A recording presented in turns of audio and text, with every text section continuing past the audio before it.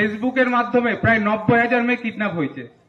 ফেসবুককে use করেই 90,000 মেয়েকে kidnap করা হয়েছে। তো যেসব মেয়ে বা ছেলেরা আছে তাদেরকে বলবো, বাইরে থেকে কোনো অজানা কেউ যদি ফ্রেন্ড রিকোয়েস্ট পাঠায়, কেউ কোনো রকম ভাবে সেটাকে একসেপ্ট করবে না। আর আরেকটা নতুন দেখা দিচ্ছে, আমাদের থানায় এসেছিল ক্লাস 6-এ পড়ে একটা মেয়ে, 12 বছর না 13 বছর বয়স, ক্লাস 6-এ পড়ে। মেয়েটার মায়ের মোবাইলে ইনস্টাগ্রাম করে। ইনস্টাগ্রাম শুনেছেন, বাচ্চারা ছোটরা করে, বড়রা অনেকে শোনেনি, ইনস্টাগ্রাম করে। মেয়েটাকে একটা অ্যাকাউন্ট থেকে ফ্রেন্ড রিকোয়েস্ট এসছে, নাম বান্ধবীর নাম করে একটা রিকোয়েস্ট এসছে, বন্ধু এসছে। এবার সেটাকে কি করেছে, একসেপ্ট করেছে, যে আমার বান্ধবী তো আমাকে ফ্রেন্ড রিকোয়েস্ট পাঠিয়েছে, আমি এটা একসেপ্ট করি। দিয়ে বান্ধবীর সাথে কথা বলছে, দিয়ে কিছুক্ষণ পর ভিডিও কল করেছে। তো মেয়েটা ভিডিও কল ধরেছে, যে বান্ধবী আমাকে ভিডিও কল করছে, আমি ভিডিও কলটা ধরি। যখনই ভিডিও কলটা করেছে, আমি যদি ভিডিও কল ধরি, আমার এদিকে আমার মুখ, অন্যদিকে কার মুখ থাকবে, অন্যজনের মুখ। সেদিকে কি দেখা গেছে, একটা ছেলে উলঙ্গ অবস্থায় দাঁড়িয়ে আছে। সেটাকে কি করেছে, 10 সেকেন্ডের জন্য সেই স্ক্রিন রেকর্ড করে নিয়েছে, দিয়ে সেটাকে ফেসবুকে ছাড়ছে। দিয়ে মেয়ের মা বাবার কাছে দাবি করছে, এটা আমি আবার ছেড়ে দেবো, আরো ভাইরাল করব, যদি আমাকে 20,000 বা 30,000 টাকা না দেন। তো বাচ্চাদের হাতে বলে না যে মোবাইল দিতে হয় না, তো কিছু কারণের জন্য বলছি বাচ্চারা এগুলো বোঝে না।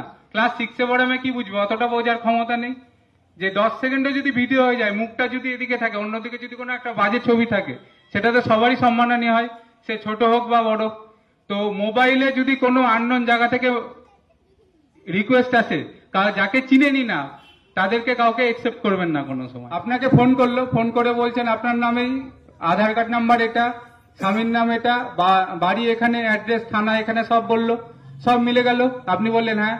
তখন বলবে আপনার 1 লাখ টাকার একটা সোনার গয়না বিদেশ থেকে আসছিল আপনার নামে, সেটা কাস্টমে বা দিল্লি এয়ারপোর্টে বা কলকাতা এয়ারপোর্টে আটকে গেছে। তখন আপনি ভাববেন বা একটা সোনার গয়না পাওয়া যাবে, বা একটা 5 লাখ টাকার কোনো গিফট পাওয়া যাবে, খুশি হয়ে গেলেন। দিয়ে বললেন ঠিক আছে নিব, আমি কি করব? বলবে যে কাস্টমে আটকে গেছে, কাস্টমার টাকা চাইছে, 10,000 টাকা বা 15,000 বা 20,000 টাকা চাইছে। তো সেই টাকাটা আপনি আমাকে পাঠিয়ে দেন, ব্যাংক অ্যাকাউন্ট ডিটেলস দিল, পাঠিয়ে দিল। আপনি কি করলেন, একটা সোনার হার বা 2 লাখ টাকা বা 5 লাখ টাকার জন্য কি করলেন, 10,000 টাকা পাঠিয়ে দিলেন। আবার কিছুক্ষণ পরে ফোন করে বলবে রাস্তায় আসছিল, ট্রাফিকে আটকেছে, রাস্তায় আসছিল, সিআইডি আটকেছে, এরকম চলতেই থাকবে। এরকম করে করে রানীনগরের একজন মহিলা টোটাল লোন করে, বন্ধন থেকে লোন করে, বিভিন্ন জায়গা থেকে লোন করে টোটাল 7 লাখ টাকা দিয়েছেন।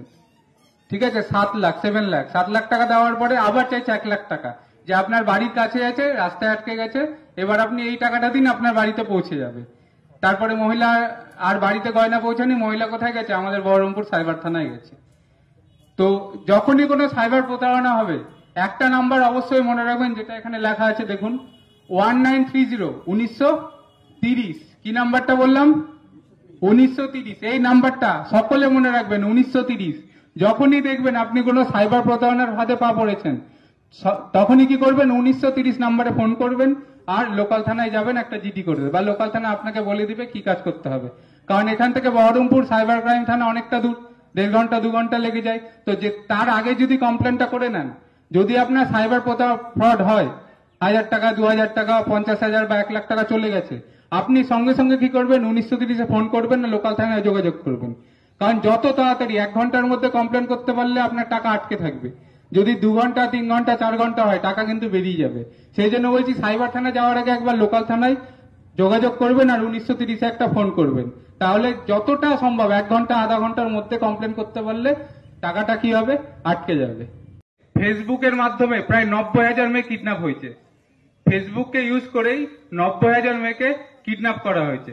তো যেসব মেয়ে বা ছেলেরা আছে তাদেরকে বলবো, বাইরে থেকে কোনো অজানা কেউ যদি ফ্রেন্ড রিকোয়েস্ট পাঠায়, কেউ কোনো রকম ভাবে সেটাকে একসেপ্ট করবে না। আর আরেকটা নতুন দেখা দিচ্ছে, আমাদের থানায় এসেছিল ক্লাস 6-এ পড়ে একটা মেয়ে, 12 বছর না 13 বছর বয়স, ক্লাস 6-এ পড়ে। মেয়েটার মায়ের মোবাইলে ইনস্টাগ্রাম করে। ইনস্টাগ্রাম শুনেছেন, বাচ্চারা ছোটরা করে, বড়রা অনেকে শোনেনি, ইনস্টাগ্রাম করে। মেয়েটাকে একটা অ্যাকাউন্ট থেকে ফ্রেন্ড রিকোয়েস্ট এসছে, নাম বান্ধবীর নাম করে একটা রিকোয়েস্ট এসছে, বন্ধু এসছে। এবার সেটাকে কি করেছে, একসেপ্ট করেছে, যে আমার বান্ধবী তো আমাকে ফ্রেন্ড রিকোয়েস্ট পাঠিয়েছে, আমি এটা একসেপ্ট করি। দিয়ে বান্ধবীর সাথে কথা বলছে, দিয়ে কিছুক্ষণ পর ভিডিও কল করেছে। তো মেয়েটা ভিডিও কল ধরেছে, যে বান্ধবী আমাকে ভিডিও কল করছে, আমি ভিডিও কলটা ধরি। যখনই ভিডিও কলটা করেছে, আমি যদি ভিডিও কল ধরি, আমার এদিকে আমার মুখ, অন্যদিকে কার মুখ থাকবে? অন্যজনের মুখ। সেদিকে কি দেখা গেছে? একটা ছেলে উলঙ্গ অবস্থায় দাঁড়িয়ে আছে, সেটাকে কি করেছে 10 সেকেন্ডের জন্য সেই স্ক্রিন রেকর্ড করে নিয়েছে, দিয়ে সেটাকে ফেসবুকে ছাড়ছে, দিয়ে মেয়ের মা বাবার কাছে দাবি করছে এটা আমি আবার ছেড়ে দেবো, আরো ভাইরাল করব যদি আমাকে 20,000 বা 30,000 টাকা না দেন। তো বাচ্চাদের হাতে বলে না যে মোবাইল দিতে হয় না, তো কিছু কারণের জন্য বলছি বাচ্চারা এগুলো বোঝে না। ক্লাস 6-এ পড়ে আমি কি বুঝবো? অতটা বোঝার ক্ষমতা নেই যে 10 সেকেন্ডে যদি ভিডিও হয়ে যায়, মুখটা যদি এদিকে থাকে, অন্যদিকে যদি কোনো একটা বাজে ছবি থাকে, সেটাতে সবারই সম্মানহানি হয়, সে ছোট হোক বা বড়। তো মোবাইলে যদি কোনো আননোন জায়গা থেকে রিকোয়েস্ট আসে, যাকে চিনেনি না তাদেরকে কাউকে একসেপ্ট করবেন না কোনো সময়। আপনাকে ফোন করলো, ফোন করে বলছেন আপনার নামেই আধার কার্ড নাম্বার এটা, স্বামীর নাম এটা, বাড়ি এখানে, অ্যাড্রেস থানা এখানে, সব বললো, সব মিলে গেল। আপনি বললেন হ্যাঁ। তখন বলবে আপনার 1 লাখ টাকার একটা সোনার গয়না বিদেশ থেকে আসছিল আপনার নামে, সেটা কাস্টমে বা দিল্লি এয়ারপোর্টে বা কলকাতা এয়ারপোর্টে আটকে গেছে। তখন আপনি ভাববেন বা একটা সোনার গয়না পাওয়া যাবে বা একটা 5 লাখ টাকার কোনো গিফট পাওয়া যাবে, খুশি হয়ে গেলেন, দিয়ে বললেন ঠিক আছে নিব। আমি কি করব? বলবে যে কাস্টমে আটকে গেছে, কাস্টমের টাকা চাইছে 10,000 টাকা বা 15,000 বা 20,000 টাকা চাইছে, তো সেই টাকাটা আপনি আমাকে পাঠিয়ে দেন। ব্যাংক অ্যাকাউন্ট ডিটেলস দিল, পাঠিয়ে দিল। আপনি কি করলেন? একটা সোনার হার বা 2 লাখ টাকা বা 5 লাখ টাকার জন্য কি করলেন? 10,000 টাকা পাঠিয়ে দিলেন। আবার কিছুক্ষণ পরে ফোন করে বলবে রাস্তায় আসছিল, ট্রাফিকে আটকেছে, রাস্তায় আসছিল, সিআইডি আটকেছে, এরকম চলতেই থাকবে। এরকম করে করে রানীনগরের একজন মহিলা টোটাল লোন করে, বন্ধন থেকে লোন করে, বিভিন্ন জায়গা থেকে লোন করে টোটাল 7 লাখ টাকা দিয়েছেন। ঠিক আছে, 7 লাখ, 7 লাখ, 7 লাখ টাকা দেওয়ার পরে আবার চাইছে 1 লাখ টাকা, যে আপনার বাড়ির কাছে আছে, রাস্তায় আটকে গেছে, এবার আপনি এই টাকাটা দিন, আপনার বাড়িতে পৌঁছে যাবে। তারপরে মহিলা আর বাড়িতে গয়না পৌঁছানি, মহিলা কোথায় গেছে? আমাদের বহরমপুর সাইবার থানায় গেছে।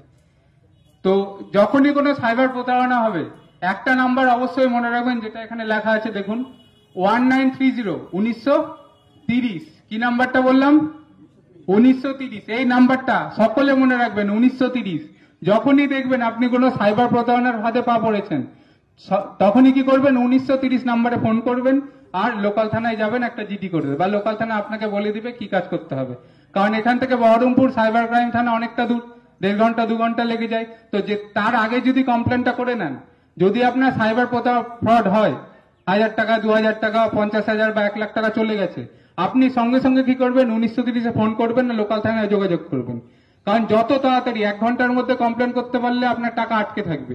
যদি 2 ঘন্টা, 3 ঘন্টা, 4 ঘন্টা হয়, টাকা কিন্তু বেরিয়ে যাবে।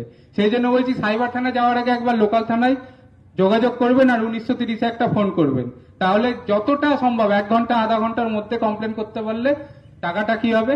আটকে যাবে। ফেসবুকের মাধ্যমে প্রায় 90,000 মেয়ে কিডন্যাপ হয়েছে। ফেসবুককে ইউজ করেই 90,000 মেয়ে